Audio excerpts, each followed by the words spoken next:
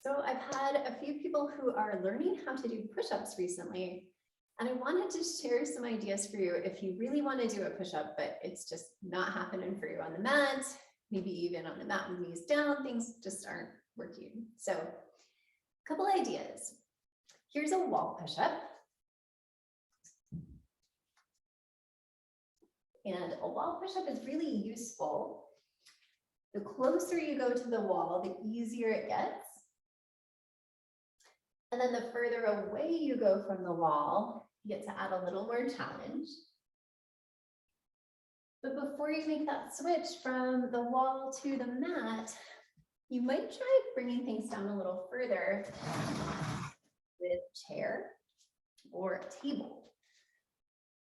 And if part of the challenge is knee discomfort, grab a blanket, add some padding under the knees.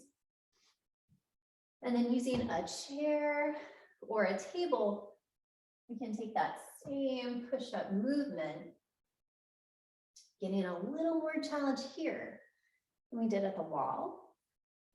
And then if and when this feels like that's starting to get a little easier, we can go even lower. You might have a step. If you have a set of stairs, you can go to the step.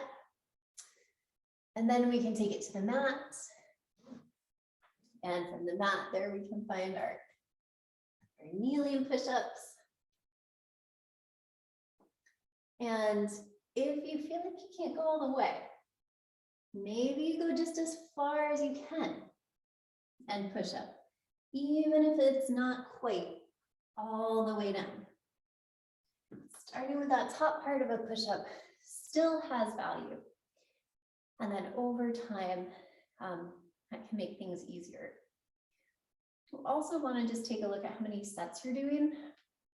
Ideally shooting for 3 sets of maybe 10 to 12, or as many as you comfortably can, with a little break in between each of those sets.